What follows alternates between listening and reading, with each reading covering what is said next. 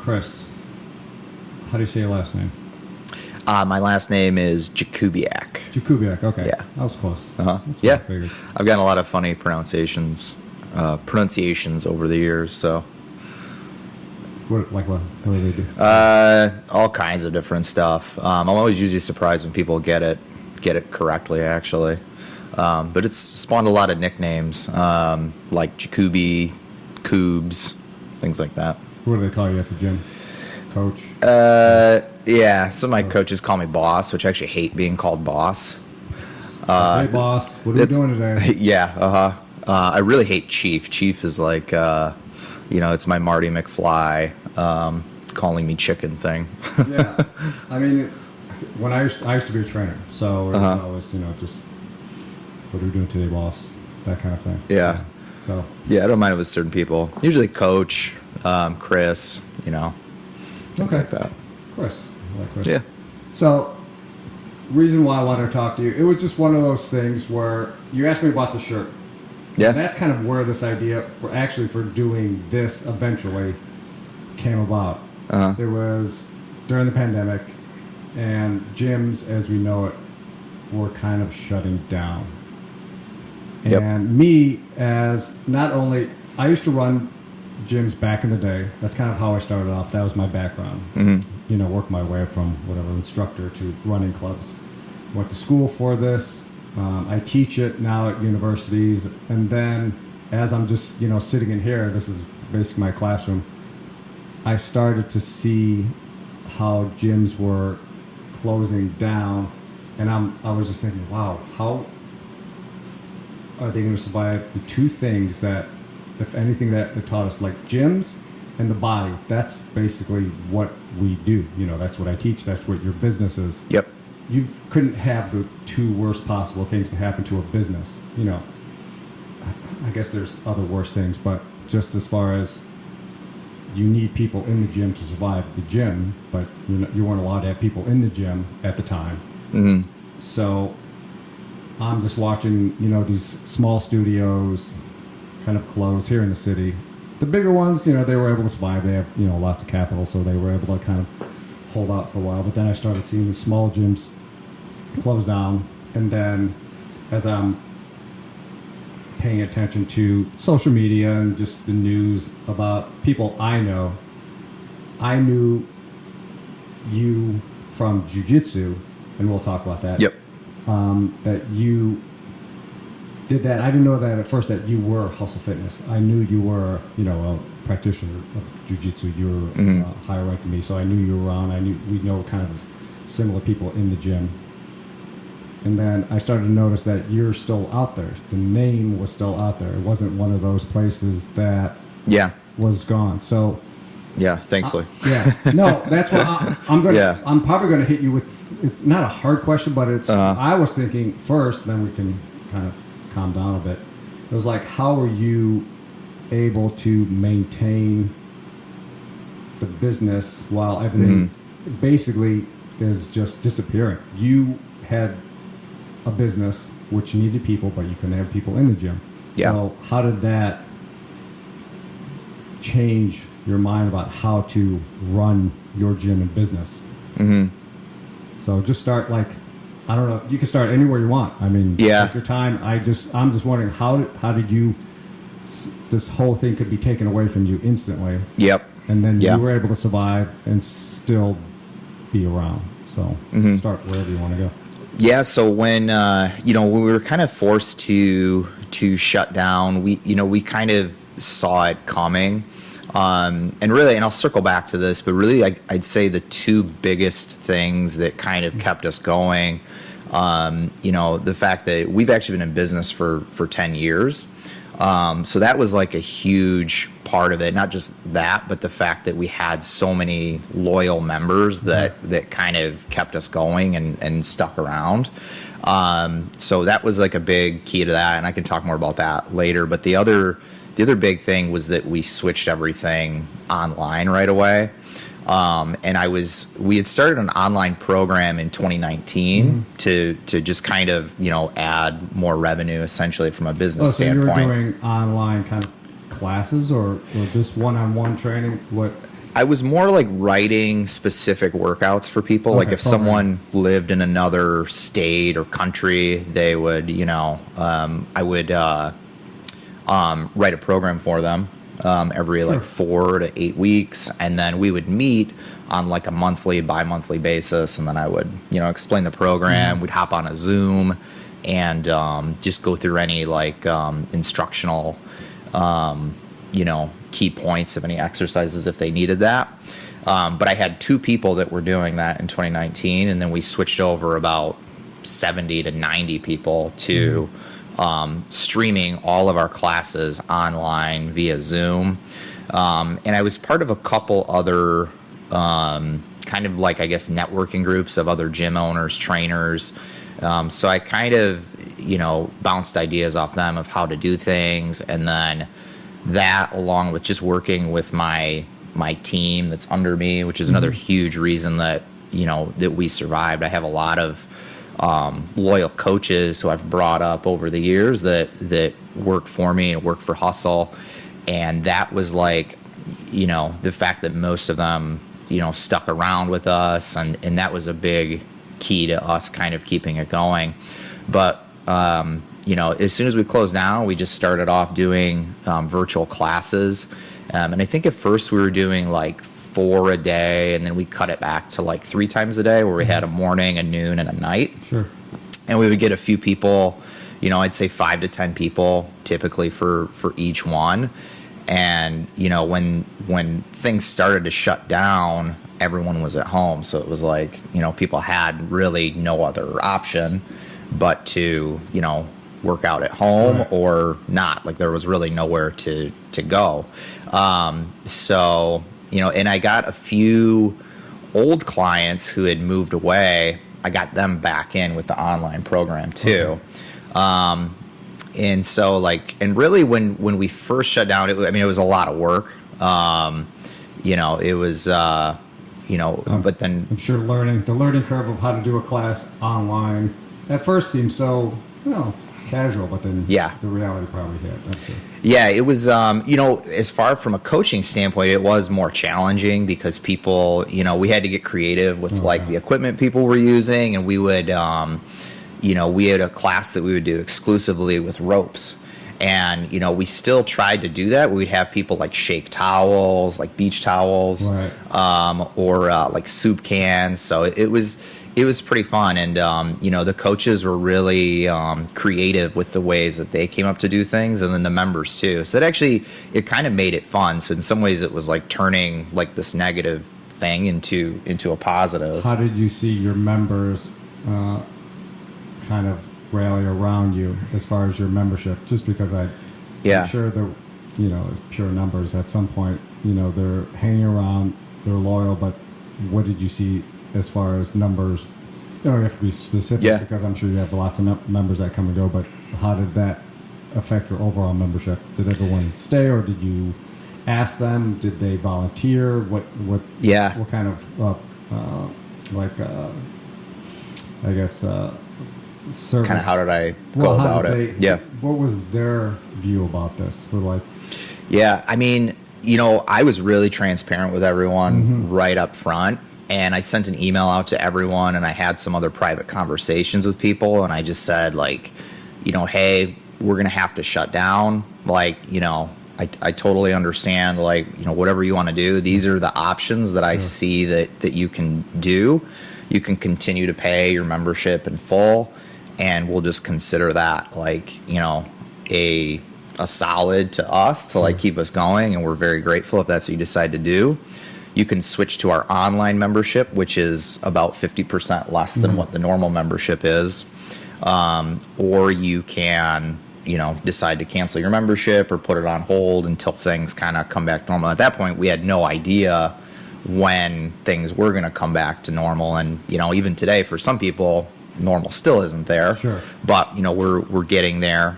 So I saw about 20 to 30% of the members kind of quit over that first 3 months, over March, April, May, and then it kind of leveled off. But then I was also getting new people in for the online program too. Okay. So, my revenue dropped about 30% like over those first 3 months. But then I was also able to add, I'd say probably another 10% with the new online people that I was getting in. What were some of the reasons that you saw a drop off? Was it just, okay, were they not working? Was it just, Yeah. I'm not using the gym type of thing? Yep. And there's probably a handful of reasons why, but Mm-hmm. what did you see mostly that you understood?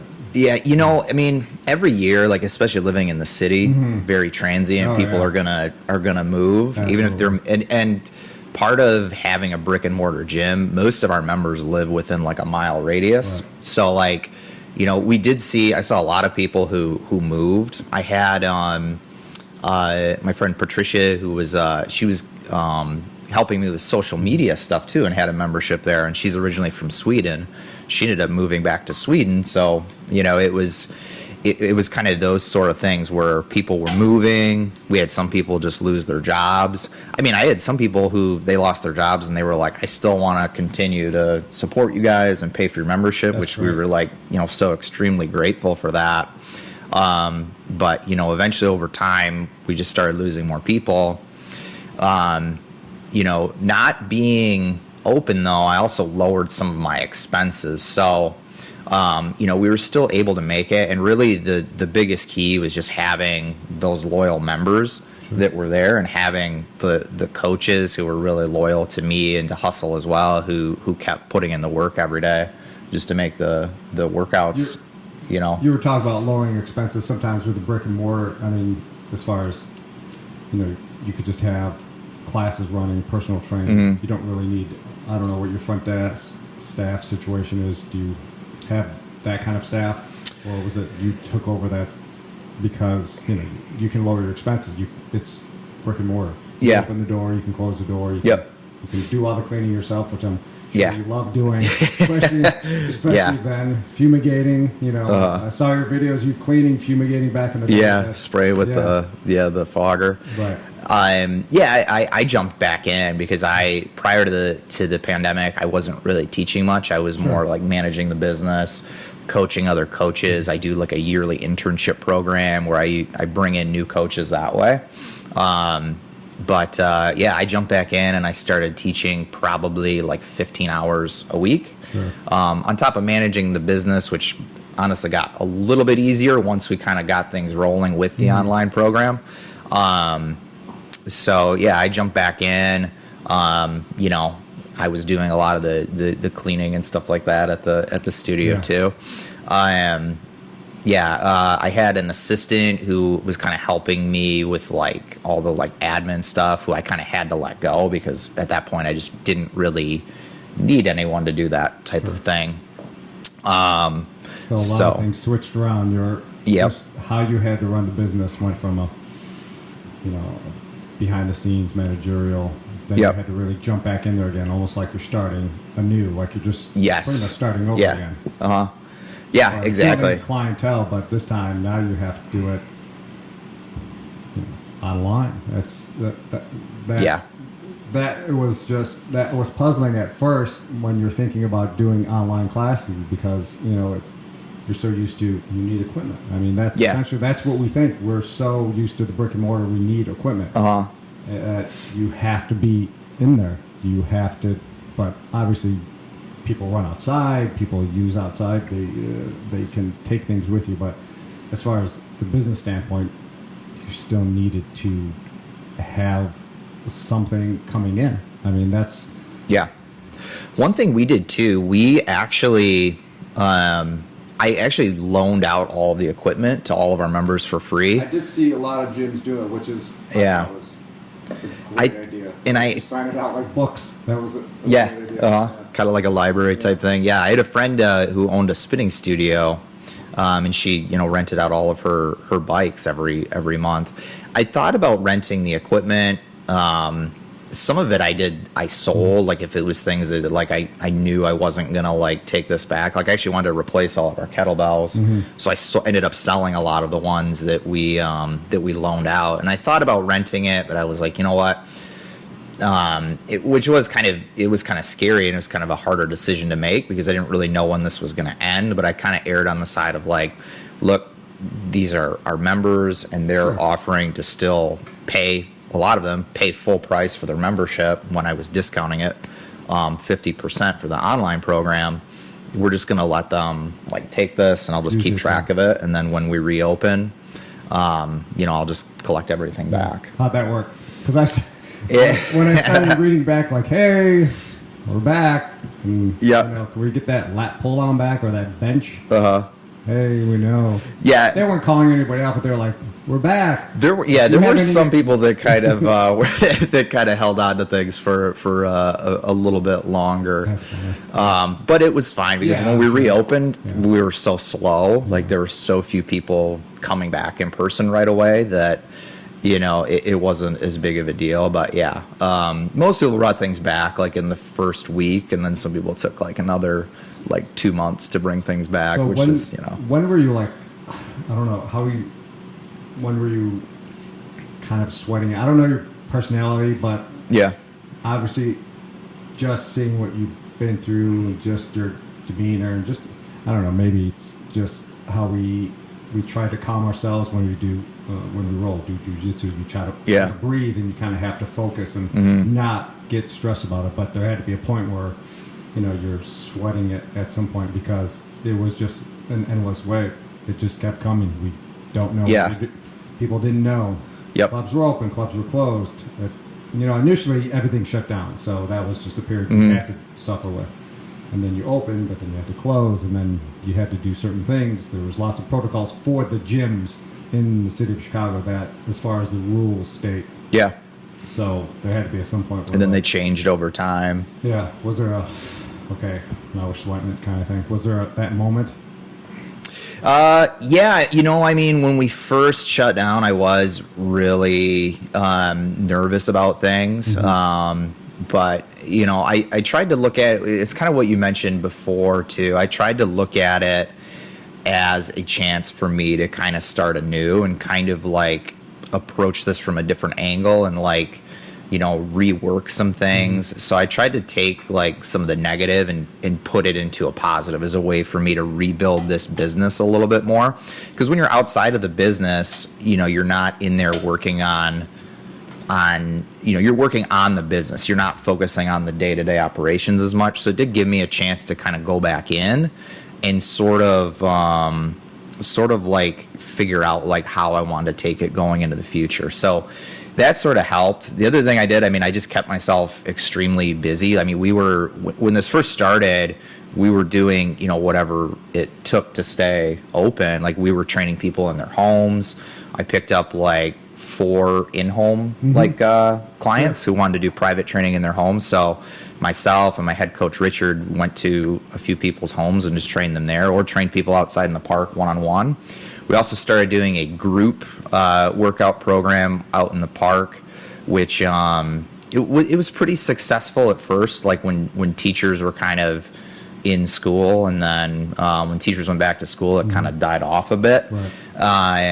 So we did that all through 2020, and we were teaching 8 classes outside a week, in addition to doing private training in studio, and then also going to a few people's homes and teaching them there, and doing the online program. So we were kind of involved in a lot of different things, and and then now with 2021, we still have a couple people that we train in home, but it's not necessarily something that we're trying to promote too much, and we stopped doing that some outdoor of the stuff. Services that you had, you don't have to rely on as much anymore. It's more of a we have to weather the storm kind of thing. Which exactly. And I think the smaller gyms, I don't know, I think they were able to be more flexible because versus the big gyms that you have so many locations, you kind of have to shut everything down. Because I stayed in touch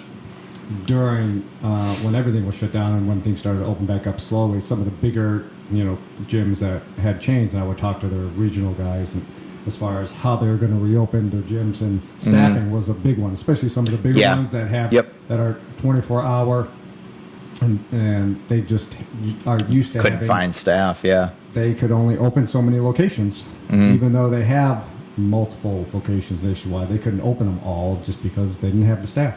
Yeah, or they're just having front desk staff, or at worst, I saw one gym, one of the chain gyms, somebody in maintenance forgot to keep the HVAC on, and everything was just trashed inside. For some reason, nobody ever went to go visit these places that were part of a big chain, and their place was just their basketball court was eviscerated. It was just everything buckled. There was water dam. Nobody was checking these places. Yeah.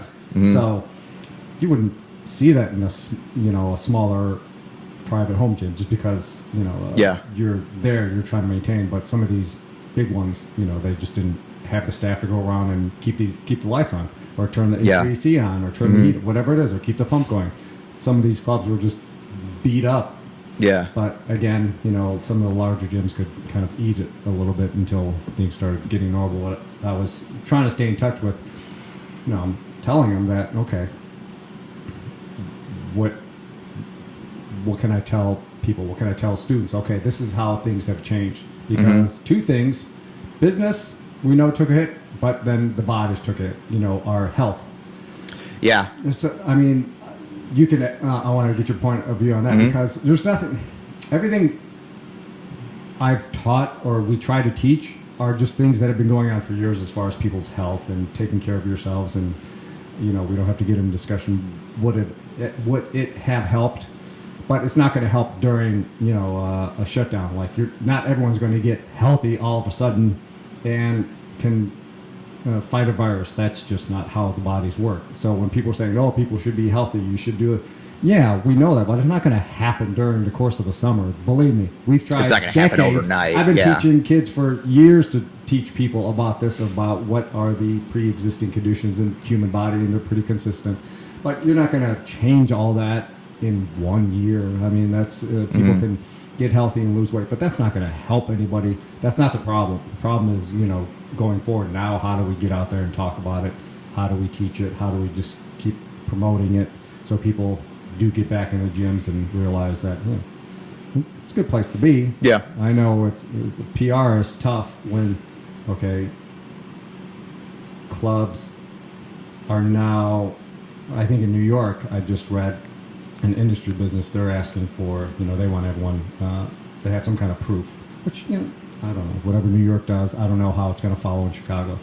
So, how do you see it going forward? Do you have any ideas? How do you see your members talking about coming in and using the gym again? Are they comfortable? Do they say anything to you? Yeah, we've gotten a lot of people back now. We're when we had shut down, we had about 120 members. And that's kind of where I hover around. And just to kind of give some background, my space, I'd probably cap at like 150, 170 to where I couldn't get really more people in without things really being waitlisted and having a hard time with people coming in on a regular basis. So when we reopened, I believe, which it was we reopened last July for classes, and then in January things kind of started to pick up. But January of 2021 was like, I'd say, the lowest point, where we had kind of been open all those months, but like we just weren't getting people back in. Sure. At least not to the point where we were, because with any gym, with any business, you're going to lose people over time. Like, some people are going to move, things come up, so you have to keep getting other people in. And that just wasn't happening until, I'd say, February. So then, and now, since then, we're back up to about 100 members, which is good. That's manageable right now. Yeah, that's manageable. And then we we were putting limits on the sessions, which we still are. We could fit 12 people per class with 6 feet of distance. So that's where we're capping at now. Typical size, we get like 5 to 10. I would say, for most of the sessions, like Right. AM, PM. You know, noontime it's a little slower, given the area. Sure. But what was the other question that you asked? The other part of that? I guess it's more about teaching, because I mean the business part is, you know, you're just trying to run a business, but Yeah. I think the overall the call of people who are healthy, probably your clientele already knows what to do. They already know to come in and work out. I think it was more about, okay, now do we use this information going forward about how, you know, staying in shape, staying healthy? Yeah. Do we use that? Are as a people marketing making tool? it more of a Yeah. priority? Right. I do think people are. I think